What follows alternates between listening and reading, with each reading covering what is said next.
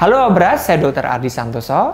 Kali ini kita akan membahas tentang strategi dalam industri kesehatan. Sebenarnya strategi itu apa sih? Menurut Jack Trout, strategi adalah arah pemasaran yang koheren. Jadi bukan merupakan tujuan yang selalu hendak kita capai.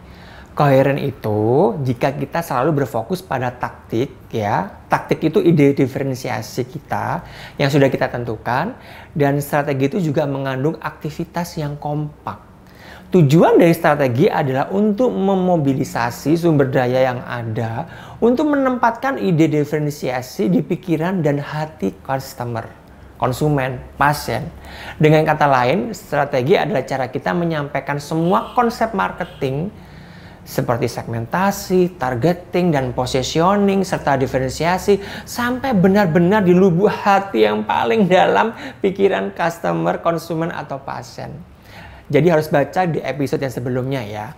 Jika dalam dunia kesehatan berarti bagaimana kita bisa memberikan value lebih dari layanan yang kita berikan atau yang kita tawarkan dengan sebenar-benarnya, dengan value yang lebih baik dari kompetitor yang lainnya tentunya. Prinsip strategi ada banyak, ada sekitar 8 atau 7. Prinsip yang pertama adalah harus untuk bertahan hidup. Dalam industri kesehatan, tentu kita ingin layanan kita bertahan lama di tengah pasar ya, di tengah-tengah pasar dan kompetitor, dan bisa bertahan dalam kondisi badai apapun, termasuk kondisi seperti sekarang ini yang sangat dinamis dengan perubahan. Harus bisa tahan dia. Saat ini dimanapun kita berada, sepanjang mata memandang sangat banyak jasa kesehatan ditawarkan. Di jalan yang kita lewati, ya, ada pelang-pelang, ada di internet, TV, radio, semua hampir menawarkan layanan yang sama. Spesifik, bahkan subspesifik. Dengan begitu banyak pilihan, siapa yang bisa bertahan, dialah yang akan bertahan hidup. Dan itulah strategi. Prinsip yang kedua adalah bagaimana kita bisa menyampaikan semua pesan strategi sampai bisa ke hati, otak, sehingga membuat persepsi pelanggan atau pasien sesuai harapan kita. Membangun persepsi di otak pelanggan itu sangat penting, juga bisa merupakan bagian dari positioning di mana kita membangun persepsi di pasien. Kita ingin dikenal seperti apa, bagaimana kita. Persepsi yang kuat akan menjadi pilihan pertama dari pelanggan dan akan selalu diingat, ya kan?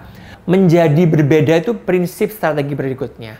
Jika kita ingin menjadi beda, maka kita akan jadi yang pertama dalam kategori layanan yang kita jual.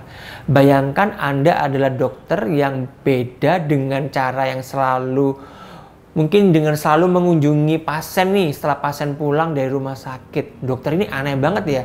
Dia selalu mengunjungi pasiennya kalau pasiennya sudah pulang dari rumah sakit, menanyakan kabarnya.